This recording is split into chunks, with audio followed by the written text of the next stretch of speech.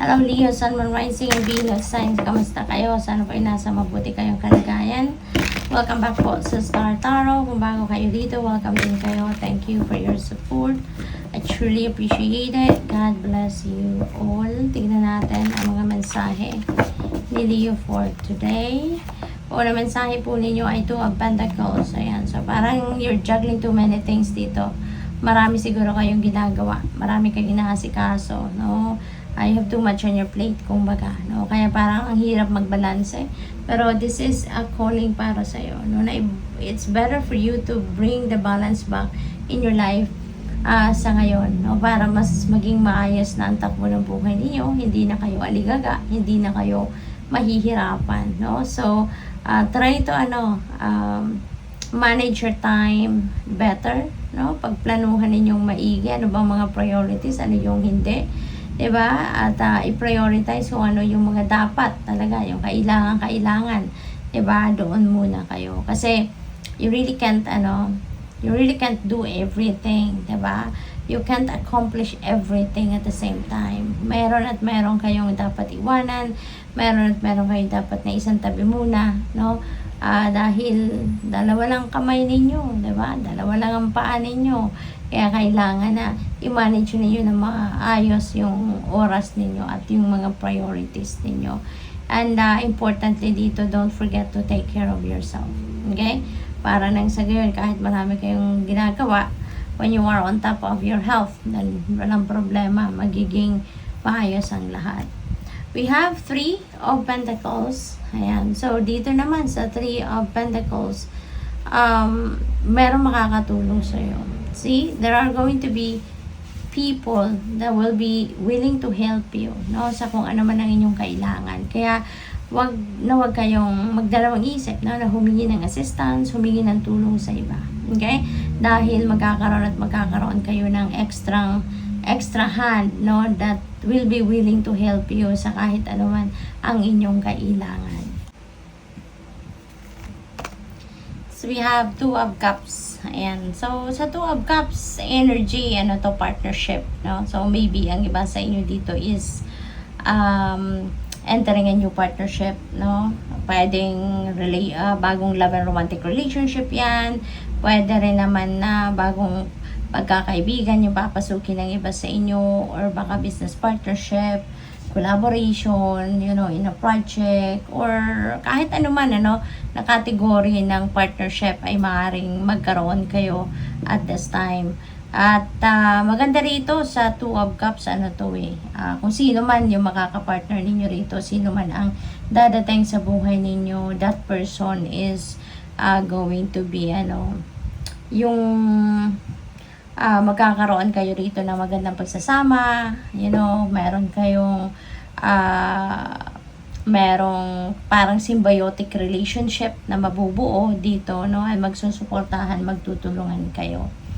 What else? We have Ace of Pentacles. Wow, Leo, napakaganda. This is a new beginning energy. At ito, pagdating ito sa kaperahang aspeto, no? Source of income ninyo, yung finances, ang flow ng finances ninyo, yung gano'n. So, magkakaroon kayo dito ng bagong simulain, kumbaga, no? You're going to start something new rito, no? Pwedeng bagong trabaho, pwedeng bagong investment scheme, pwedeng bagong money path, pwedeng bagong negosyo. So, it could be any kind of financial opportunity na dadating na maghahatid sa inyo ng kaperahan, maghahatid sa inyo ng magandang pagbabago, no, sa inyong financial status.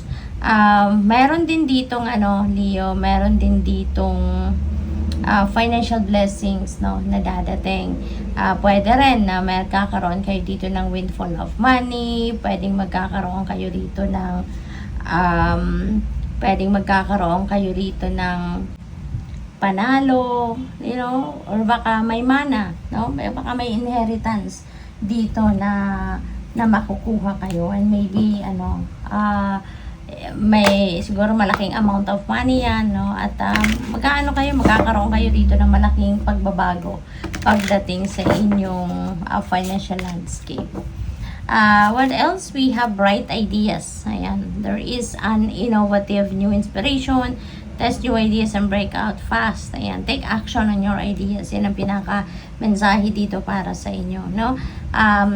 Kasi sayang din naman, 'di ba, ng mga ideas ninyo if you're just going to keep it dyan sa isip ninyo. Kaya, maaaring ang iba sa inyo ngayon, talaga magkakaroon ng, ng opportunity out there na magagamit ninyo, no, yung mga ideas ninyo at this time. At maaari yung mga ideas na yan related, no, sa mga financial opportunities na ito. So, gamitin ninyo yan kasi sayang naman, di ba? Baka yung mga idea ninyo yan, pagbubukas kayo ng negosyo, no? Or bagong side hustle, yung ganon. We have social status. Ayan, sabi dito, you will reach the heights of fame and society. Wow. Papunta kayo dito sa pagiging sikat, no? Magiging sikat kayo. Siguro marami kayong impluwensya or malakas siguro yung impluwensya ninyo sa maraming tao. Baka nasa social media kayo, no? At marami kayong naiimpluwensyahang mga tao. Marami siguro ang naniniwala sa inyo. Marami ang nagtitiwala siguro sa mga content ninyo, sa mga ginagawa ninyo, yung ganon. At yun ang maglalagay sa inyo sa tugatog ng tagumpay, sa kasikatan, yung ganon. Maaari din, na baka nasa mataas na posisyon kayo sa trabaho ninyo, no? Baka isa kayong manager, di ba? At malaki yung yung influence ninyo sa maraming tao. At marami ang naitutulong ninyo siguro. Malaki ang naitutulong ninyo sa maraming tao. Kaya mas lalo kayong nagiging sikat, no? Because maraming sa inyo, maraming nakaka-appreciate, no, sa ginagawa ninyo. We have exhausted. Wow. Feel financially drained, no? Lacking viable options. So, ang iba sa inyo, baka nangangailangan talaga ng pera sa ngayon. Baka may mga financial problems sa ngayon. Pero huwag kayong mag-alala, no? We have Ace of Pentacles. Magkakaroon ng breakthrough, no? Yung sitwasyon ninyo. At magiging mas maayos ang inyong kalagayan pangkaperahan sa ngayon. Kaya, just keep your hope and faith alive. Lagi lang kayong magtitiwala, no, sa ninyo, sa inyong kakayanan, at magtitiwala kayo sa divine plan, at magtitiwala kayo sa divine universe, okay? At dito you're going to be feeling tired siguro of your situation sa ngayon, pero yun nga, huwag kayong mag-alala. Kasi the more you worry about your financial status, about your financial situation, mas lalo kayong mag-attract ng mas marami pang problema, mas marami pang negatibong bagay at pangyayari, no, sa buhay ninyo. Kaya lang kayo, umasa kayo, no, na things are going to change for the better. Your situation will change for the better. Okay? At pasasaan ba, no, with the Ace of Pentacles energy, maraming dadating na makakatulong sa inyo na maging maayos ang inyong kalagayang pangkaperahan. We have have an eye for beauty and uncover hidden charms. Seek and you will find. Ayan, so just keep looking for opportunities na makakatulong sa iyo na mabago ang inyong sitwasyon.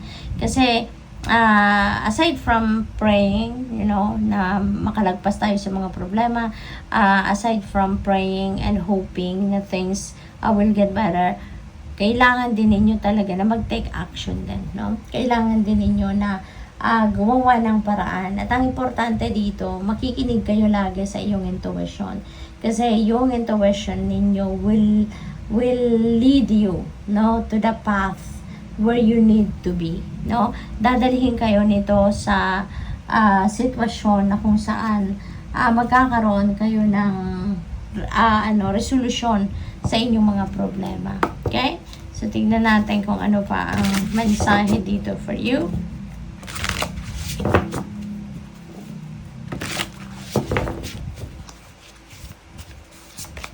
We have number 43, overflow, overwhelm, and plenty. So, feeling ko dito, ano to plenty and abundance, no, of opportunities, no? Maaaring hindi lang isang financial opportunity na napipick up ko ang dadating sa inyo dito, but this could be a lot, no? So just keep your hope and faith alive, Dio. Okay?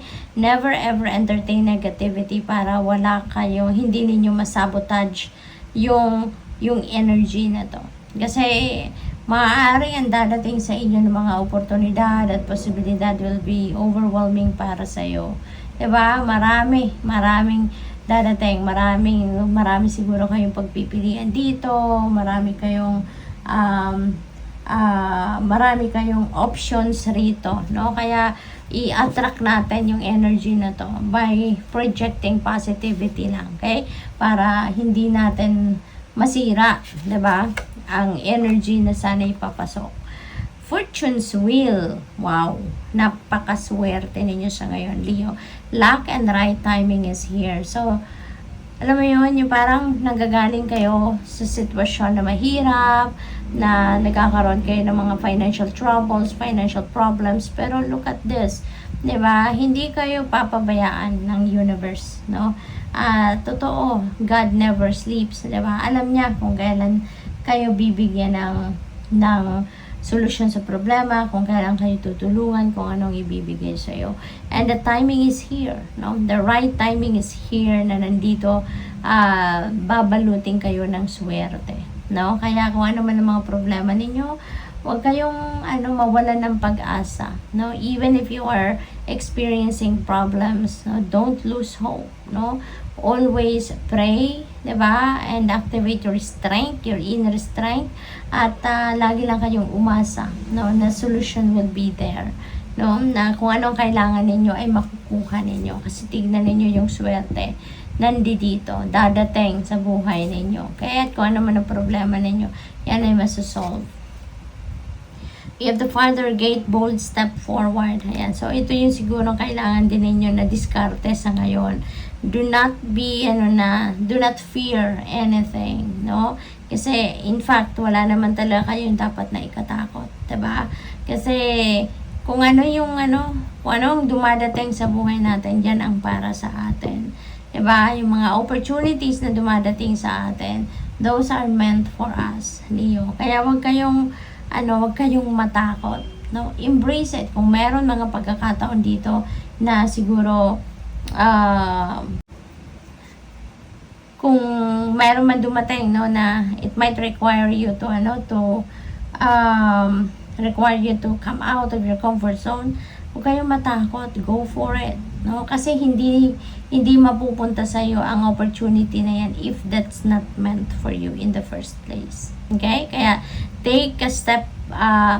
take a bold step forward sa ngayon. Habang nandiyan ang oportunidad, go for it. Kasi lagi naman kayong gagabayan ng Divine Universe. At hindi kayo dadalhin sa isang lugar, sa isang sitwasyon sa buhay mo na hindi yun ang para sa iyo. We have closing door, completion. Ayan. So, napakaganda kasi